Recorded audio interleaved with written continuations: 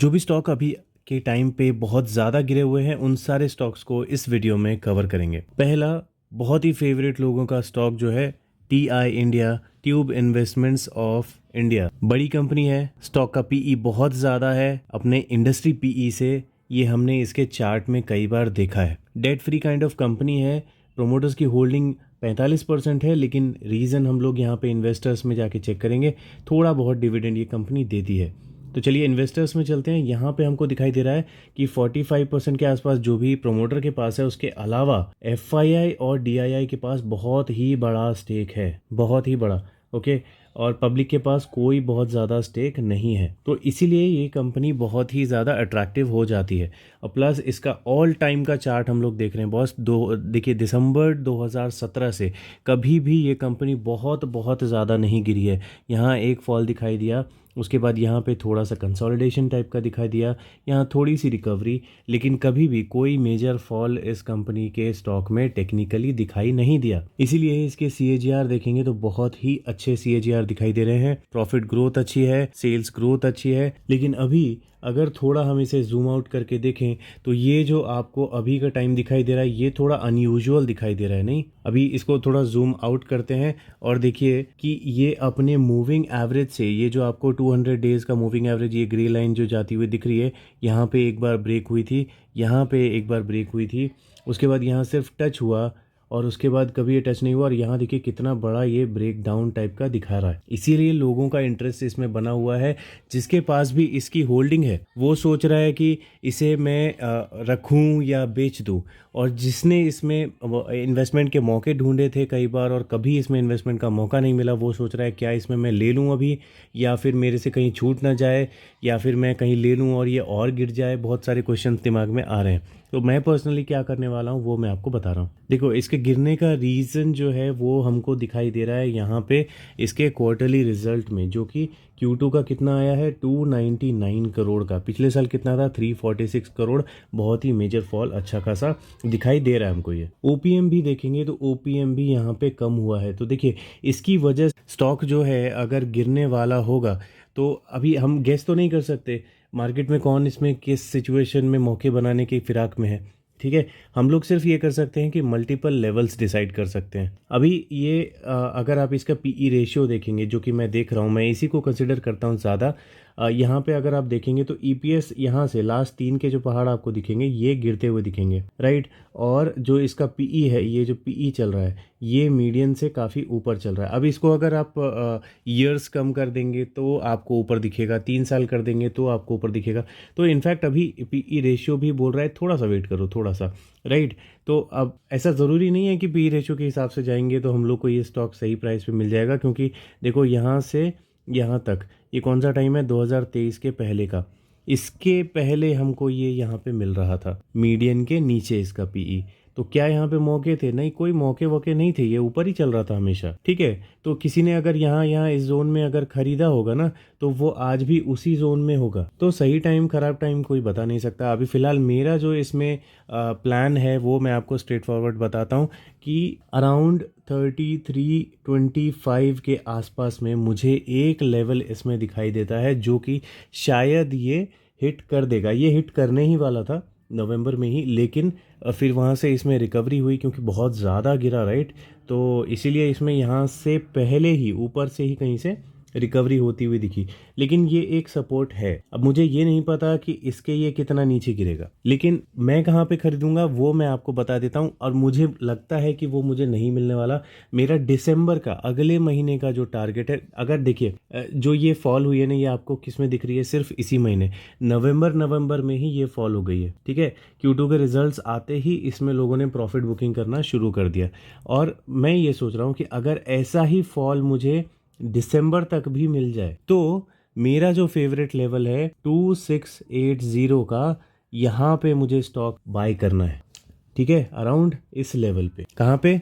जहाँ यहाँ आपको सपोर्ट दिख रहा है, ये रेसिस्टेंस दिख रहा है, इसी सपोर्ट और रेसिस्टेंस के बीच में मुझे यहाँ पे 2680 के आसपास मुझे ये स्टॉक खरीदना है। तो मुझे थोड़ा सा इम्पॉसिबल टाइप का ये लग रहा है, जिस तरह की इसकी टेक्निकल हिस्ट्री रही है। लेकिन मेरी आदत रही है जो भी मेरे लेवल्स टारगेट्स वगैरह होते हैं मैं बहुत पहले बता देता हूँ, कई महीने पहले बता देता हूँ। तो इसीलिए मैं पहले ही बता रहा हूँ कि दिसंबर नेक्स्ट मंथ तक अगर ये 2680 तक गया तो मैं इसे बाय करूंगा, अदरवाइज अगले साल मैं इसमें नए टारगेट्स आपसे शेयर कर दूंगा जो कि मैं कंसिडर कर रहा हूँ अपने पोर्टफोलियो के लिए। हाँ, एक चीज़ लेकिन मैं आपको बताना चाहूँगा कि 3500 जो था ये इस महीने का मंथली SIP लेवल था नवंबर का, जो कि मैं ऑब्वियसली इग्नोर कर रहा था। वही इग्नोर करते करते ये प्राइस जो है यहाँ से यहाँ तक पहुँच गया। तो होता है किसी किसी स्टॉक में, इग्नोर करते करते हमारे मंथली SIP लेवल का वेट करते करते स्टॉक बहुत ज़्यादा भाग जाता है। तो ये भी एक वैसा ही स्टॉक था जो कि मेरे पोर्टफोलियो में नहीं है। उसका रीज़न यही है कि ये कभी गिरा नहीं, मेरे SIP लेवल पे आया नहीं।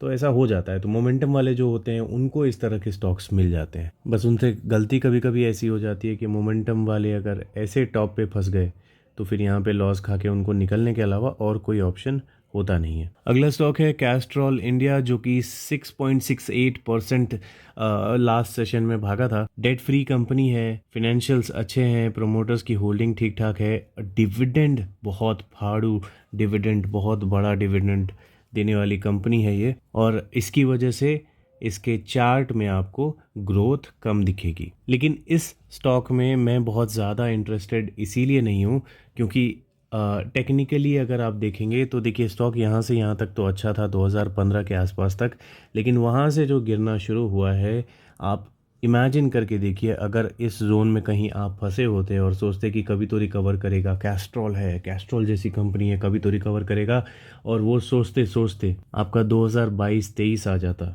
और फिर आपको रिकवरी दिखती है और फॉल वापस से कहाँ से दिखता है, उसी टॉप से, ठीक है, जो पहला टॉप था। तो अपने रेसिस्टेंस को ऑल टाइम बैक में जो इसका रेसिस्टेंस बना था उसी से ये वापस गिरना शुरू हुआ। तो ऐसा रिस्क मैं नहीं लूँगा। इन केस अगर यहाँ से ये ऊपर जाता ना तो ब्रेकआउट एंट्री करने वाले जो इन्वेस्टर्स होते हैं या स्विंग ट्रेडर्स होते हैं वो लोग एंट्री कर सकते थे, लेकिन उन्होंने भी आई थिंक इसे कंसिडर किया होगा नहीं। अब इसके Q2 रिजल्ट्स अगर चेक कर लेंगे तो 207 करोड़ के आए हैं, जो कि थोड़े बेटर हैं पिछले साल के रिजल्ट से, लेकिन पिछले क्वार्टर से ख़राब है। ओके, और इन्वेस्टर पोर्टफोलियो में जाके देखेंगे तो 10% और 15% की अच्छी खासी स्टेक जो है FII-DII के पास है। लेकिन ओवरऑल अगर हम लोग क्या देखते हैं, पब्लिक का स्टेक क्या हुआ है, बढ़ा है। ओके, तो जब भी पब्लिक का स्टेक बढ़ता है मेरे लिए अच्छा नहीं होता। वैसे भी हम लोग टेक्निकली भी इसमें बहुत ज़्यादा इंटरेस्टेड नहीं है। आपको पता है मैं किस तरह के स्टॉक्स पसंद करता हूँ, जो या तो नए हो और बिजनेस अच्छा हो, या तो पुराने हो और उनकी हिस्ट्री हमेशा से ऊपर जाने की रही हो थोड़े बहुत फॉल्स के साथ। तो ये वैसा स्टॉक नहीं है, और ये आप इसके CAGR में भी आके देखेंगे तो आपको इस तरह के CAGR तो नहीं चाहिए। अब अगली कंपनी जो है शायद आपको बहुत पसंद आएगी, जो नए इन्वेस्टर्स नहीं है, जो पुराने हैं वो मोस्टली छोटे स्टॉक्स ढूंढते हैं, नए स्टॉक्स ढूंढते हैं और लोअर लेवल्स पे ढूंढते हैं विद अच्छे फंडामेंटल्स।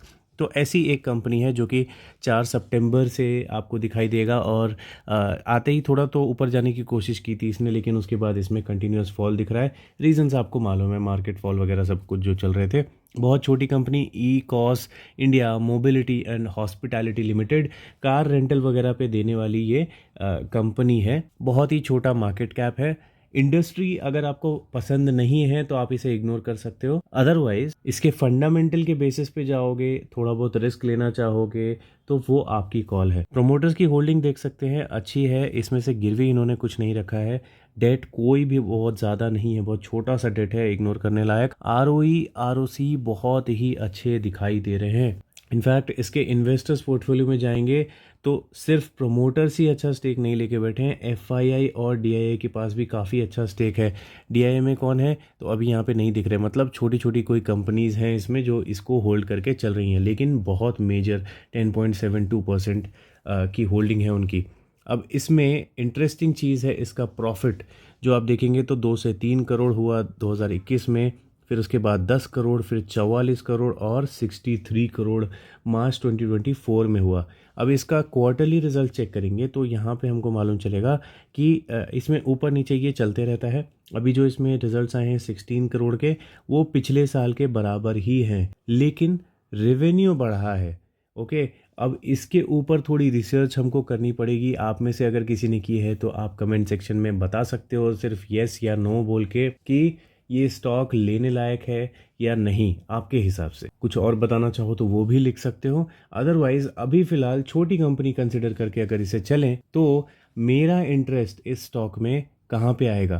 देखिए, उससे पहले मैं पी रेशियो देख लेता हूँ। तो ये मुझे मीडियन के नीचे इसका पीई दिख रहा है, ईपीएस सेम वहीं पे दिख रहा है ऑब्वियसली, राइट।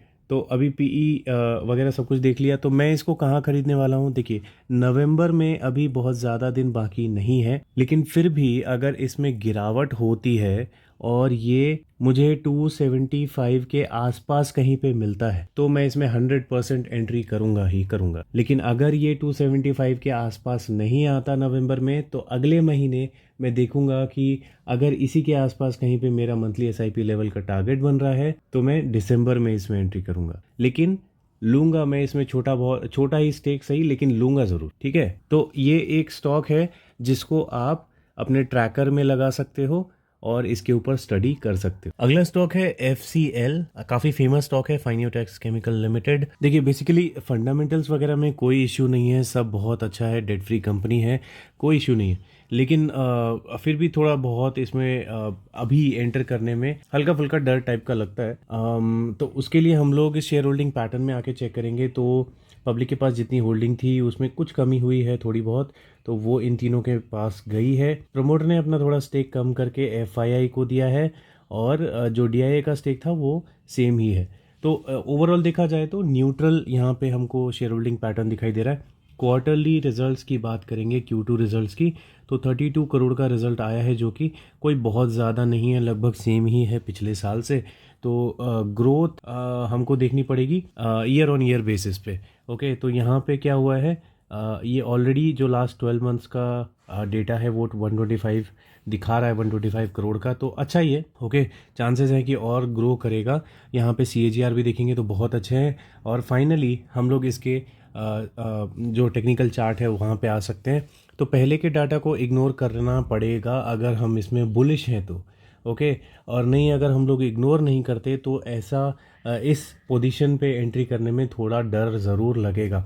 जो बहुत ज़्यादा फोमो वाले जो लोग होते हैं ना, जो स्टॉक थोड़ा गिर जाता है तो बेचैन होने लगते हैं कि लेना है कहीं वो वापस ना चला जाए, तो वो लोग यहाँ पे बाइंग करने के बारे में सोच रहे होंगे।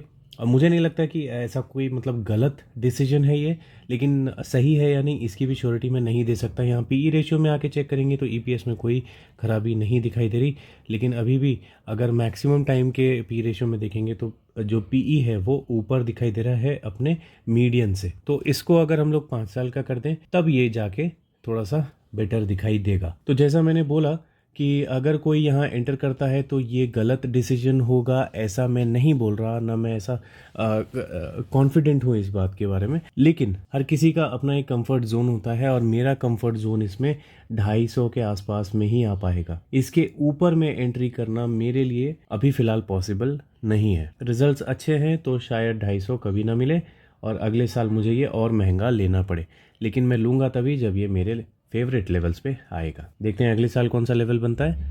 अभी फिलहाल तो मेरे लेवल से ही काफ़ी दूर है। अगला स्टॉक है PNG ज्वेलर्स, जो कि रिसेंटली आई हुई कंपनी है। अभी हाल फिलहाल में इसका IPO आया था। प्राइस कुछ अराउंड 470 रुपीज़ का इसका IPO का लिस्टिंग प्राइस था। तो इसका मतलब है कि अभी आप इसका अगर चार्ट देखोगे ना तो ये कंटिन्यूअसली गिरा है। ओके, लिस्ट हुआ था तो बहुत अच्छे प्राइस पे 800 850 तक ये चला गया था और अभी के टाइम पे जिस प्राइस पे है, देखिए कंटिन्यूएशन के साथ गिरने के बावजूद जिन लोगों को इसका IPO मिला होगा वो अभी भी इसमें अच्छे खासे प्रॉफिट में बैठे हुए हैं। तो जिन लोगों ने होल्ड करके रखा होगा उनको बहुत हिम्मत लगी होगी ऑब्वियसली, क्योंकि अगर आप इसे अपने कैंडल वाले चार्ट में जाके देखोगे ना तो कंटिन्यूसली इसमें लोअर लोज और लोअर हाइज बनते जा रहे हैं और सारे ही सपोर्ट रेसिस्टेंस वगैरह जितने भी है सब ब्रेक करते हुए नीचे की तरफ दिखाई दे रहा है। चलिए अब फंडामेंटल्स वगैरह की बात कर लेते हैं। उससे पहले एक चीज़ मैं आपको बता देता हूँ कि अभी जिस ये लेवल पे है, जिस प्राइस पे अभी है, हमारे नवंबर मंथ के मंथली SIP लेवल को हिट करके ये वहीं पर है, अराउंड ₹615 का हमारा इसमें मंथली एसआईपी लेवल था और ₹614 ये अभी चल रहा है। तो मुझे कोई हैरानी नहीं होगी अगर ये नेक्स्ट सेशन में कुछ 1-2 सेशंस में अगर ऊपर की तरफ खुल के अराउंड मान के चलिए यहाँ कहीं इसको रेसिस्टेंस मान के वापस नीचे आने की कोशिश करता है तो मुझे कोई हैरानी नहीं होगी। ये ₹700 के आसपास जो है ना एक यहाँ पे सपोर्ट बना था, तो वही अभी यहाँ पे रेसिस्टेंस है। इसको ब्रेक कर देगा तो ऊपर जाने के चांसेस बनते हैं, अदरवाइज हो सकता है फिर ये नीचे जाए तो ये कंटिन्यूएशन में नीचे ब्रेक डाउन करता रहे। खैर वो सब बाद में देखेंगे। फिलहाल अगर इसका क्वार्टरली रिजल्ट चेक करेंगे तो 32 करोड़ का इसका रिजल्ट है, जो कि पिछले साल से बेटर दिखाई देता है और शेयर होल्डिंग पैटर्न में 3% और 5% के आसपास FII DII होल्ड करती है। तो अभी प्रमोटर के पास से भी स्टेक निकल के FII DII या फिर शायद अगर कुछ इसमें बुरा होने वाला हो तो पब्लिक के पास आएगा। ठीक है, तो मेरे हिसाब से जो भी FII का स्टेक निकलेगा 75% या जिसके भी बाद में वो FII या DII के पास आएगा तो इनके इन्वेस्टर्स के लिए अच्छा रहेगा। देखिए एनुअल प्रॉफिट की अगर बात करेंगे ना तो मुझे ये कंपनी अच्छी लग रही है। यहाँ पे देखेंगे ये प्रॉफिट इसका बढ़ा, यहाँ पे भी प्रॉफिट बढ़ा। इधर कोविड का इस पे असर दिखा है ऑब्वियसली, लेकिन उसके बाद रिकवरी जो इसमें हुई है अच्छी हुई है, फिर प्रॉफिट कंटिन्यूसली बढ़ते गए हैं। यहाँ पे बहुत ही अच्छे 3-fold के प्रॉफिट हुए हैं। तो मेरे हिसाब से स्टॉक अच्छा है, ख़राब नहीं है। और इस इंडस्ट्री में एक्चुअली देखेंगे तो सारे ही स्टॉक अभी फ़िलहाल थोड़े प्रेशर में ही है। इनफैक्ट पूरी इंडस्ट्री क्या, ज्वेलरी इंडस्ट्री नहीं, पूरे ही स्टॉक्स अभी प्रेशर में थोड़े चल रहे हैं। तो मुझे लगता है कि अगर मेरे पास ये IPO होता ना तो मैं भी इसे होल्ड ही करके चलता, मैं बेचता नहीं। इनफैक्ट मैं इसमें और ऐड करने की कोशिश करता, शायद थोड़ा सा स्टेक, बहुत ही थोड़ा क्वांटिटी मैं 615 वगैरह पे बाय करता और उसके बाद अगर और नीचे गिरता तो फिर मैं ऑब्वियसली आगे जाके कुछ 15-20% और गिरने के बाद में एवरेजिंग और करने की कोशिश करता, लेकिन ओनली इन केस यहाँ शेयर होल्डिंग पैटर्न और प्रॉफिट्स वगैरह मुझे कंटिन्यूसली अच्छे दिखाई देंगे तो ही। बाकी देखते हैं आगे इसमें क्या होता है। छोटा स्टॉक है लेकिन काफ़ी फेमस स्टॉक है महाराष्ट्र वगैरह में, खासतौर पे पुणे में। अगली कंपनी जिसमें गिरावट दिखाई दे रही है जमुना ऑटो इंडस्ट्रीज लिमिटेड, जो कि एक ऑटो एंसिलरी वाली कंपनी है, तो ऑब्वियसली फेमस होगी। इसमें प्रमोटर्स की होल्डिंग तो अराउंड 50% है, लेकिन इसमें से 1.5% इन्होंने गिरवी रखा हुआ है, जो कि मैनेजेबल है, बहुत ज़्यादा टेंशन वाली बात नहीं है। अब यहाँ पे डिविडेंड बहुत ज़्यादा दे रही है कंपनी, मतलब कि जो पैसा इनके पास आ रहा है शायद उसको ये अपने प्रॉफिट्स में प्रॉफिट जनरेट करने में कन्वर्ट नहीं कर पा रही है। डेट फ्री कंपनी है तो इन्वेस्ट करना थोड़ा सेफ हो जाता है। इसके अलावा अगर इसके इन्वेस्टर्स पोर्टफोलियो में आएंगे तो यहाँ पे FII ने बहुत बड़ा स्टेक कम किया है, DII ने स्टेक कम किया है और ये प्रमोटर के पास नहीं जाके ये गया है पब्लिक के पास। तो मेरे लिए ये बहुत बड़ी नेगेटिविटी वाली पॉइंट है, मैं इसे याद रखूँगा। और क्वार्टरली रिजल्ट्स में आके चेक करेंगे तो 40 करोड़ का रिजल्ट आया है, जो कि ख़राब है पिछले साल के सेम क्वार्टर से। तो इसके ऊपर जो गिरावट हो रही है मुझे लगता है ये वाजिब है, गिरावट होगी ही, और इसका पता इसमें FII DII को भी ऑलरेडी लगता है चल गया था। तो अभी जो इसका पिछला सपोर्ट था लगभग उसी के आसपास में ये है और मुझे लगता है इसको शायद ये ब्रेक कर देगा नीचे की तरफ। और जिस तरह का मुझे अभी इसमें माहौल दिखा है, मैं वैसे तो सोच रहा था कि अराउंड 90 के पास इसमें एंट्री करना थोड़ा सा बनता है, लेकिन अभी इतना कुछ देखने के बाद मुझे लग रहा है कि 75 से ऊपर मैं इसमें कंफर्टेबल फील नहीं करूँगा। स्टॉक ख़राब नहीं है, स्टॉक देख सकते हैं बीच बीच में गिरावट देते रहता है और लेकिन लॉन्ग रन में ऊपर जाके ही ख़त्म होता है।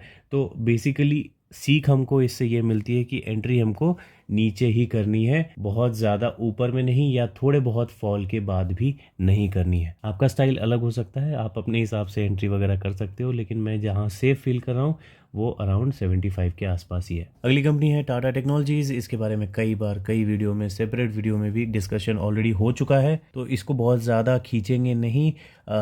स्टॉक जब से आया है तब से गिर ही रहा है। इनफैक्ट इसका अगर Q2 का रिजल्ट भी देखेंगे तो अच्छा नहीं आया है, ख़राब आया है। तो इसमें गिरावट हो सकता है कि थोड़ी बहुत और देखने को मिले। किसी को बहुत ज़्यादा प्यार है स्टॉक से, एंट्री नहीं की है अभी तक, करना ही चाहता है, तो मैं उसकी जगह पे होता तो 900 के आसपास में, 900-910 के आसपास में थोड़ा बहुत स्टेक लेके रिस्क लेने की कोशिश कर सकता था। टाटा का नाम है तो बस उसी बात पे, बाकी ऐसे नाम के ऊपर नहीं जाना चाहिए। प्रॉफिट वगैरह जब अच्छे आने शुरू हो जाए तभी एंट्री करना ज़्यादा समझदारी वाली बात होती है। अदरवाइज़ यहाँ पे आप अगर शेयर होल्डिंग पैटर्न देखेंगे तो इसमें DII ने, FII ने, दोनों ने अपना स्टेक बढ़ाया है।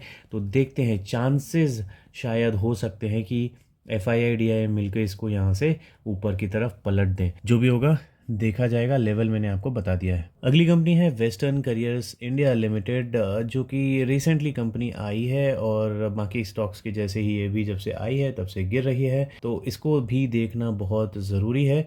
देखिए, छोटी कंपनी है लेकिन डेट है इसके ऊपर, मैनेजेबल डेट है। प्रोमोटर्स का कॉन्फिडेंस बहुत ज़्यादा है, जो कि अच्छी बात है। डिविडेंड कंपनी नहीं दे रही, मेरे हिसाब से बहुत अच्छी बात है। अगर आप एक छोटी कंपनी हो तो मैं यही प्रेफर करूंगा कि आप डिविडेंड ना देके अपने बिजनेस को बढ़ाने पे ध्यान दो। अब इसके अलावा इन्वेस्टर्स में आएंगे तो यहाँ पे FII और DII का भी काफ़ी अच्छा स्टेक है, तो बहुत अच्छी बात मेरे हिसाब से ये है। इसकी वजह से छोटी कंपनी में हम लोग इंटरेस्ट ले सकते हैं। अभी CAGR ऑब्वियसली नहीं दिखाई देगा, लेकिन प्रॉफिट्स देखना ज़रूरी है। यहाँ पे प्रॉफिट बढ़े थे। अब ये कंटिन्यूसली जो है इसके प्रॉफिट ईयर ऑन ईयर बढ़ ही रहे हैं, लेकिन बहुत तेज़ी से नहीं बढ़ रहे हैं। अब ये इंडस्ट्री भी आपको देखनी पड़ेगी ना, इंडस्ट्री कोई बहुत ज़्यादा अट्रैक्टिव नहीं है।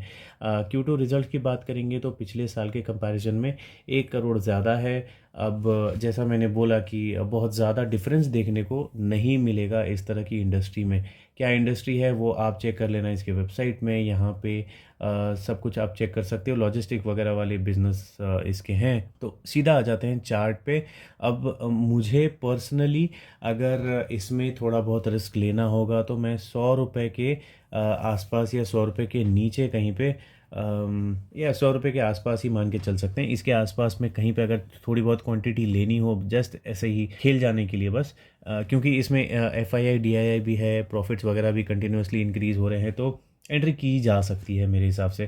तो 100 रुपये के नीचे ही मैं इसमें कंफर्टेबल फील करूँगा। अभी वैसे अगर यहाँ से इस प्रेजेंट लेवल से भी अगर ऊपर चला जाता है तो मुझे कोई ऐसा अमेजिंग नहीं लगेगा, कोई ऐसे हैरानी नहीं होगी। लेकिन हाँ, अगर 100 रुपये पे आ जाता है तो इस 100 रुपये, 150 रुपये, 50 रुपये, 120, 200, सॉरी 120 नहीं, 200, 250, 300, ये सब क्या होते हैं ना, इमोशनल लेवल्स होते हैं एक, जहाँ पे लोगों को लगता है कि यहाँ से शायद भाग जाए, है ना। तो इसलिए मैंने 100 रुपये बोला।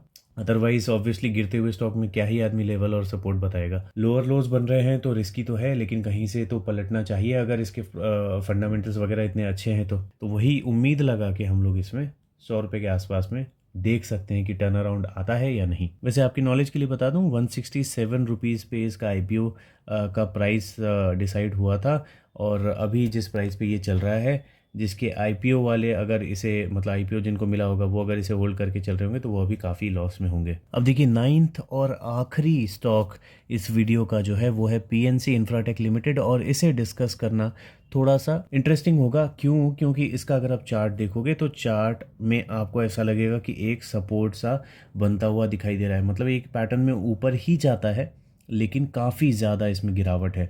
तो जिसमें काफ़ी ज़्यादा गिरावट है उसमें चांसेस भी ज़्यादा सेफ होने के होते हैं, अगर इसमें इन्वेस्टर्स में प्रोमोटर FII DII के साथ में हो।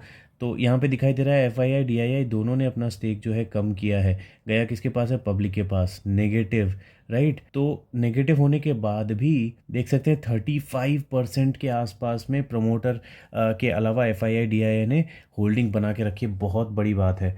अब इसमें अगर प्रॉफिट एंड लॉस में आके चेक करेंगे तो उठता हुआ चार्ट दिखने पे भी CAGR बहुत ही बकवास है। तो एक लर्निंग ले लो कि अगर आपको चार्ट ऐसा भी दिख रहा है तो चांसेस है कि आपको वो रिटर्न बना के वैसे दे नहीं रहा।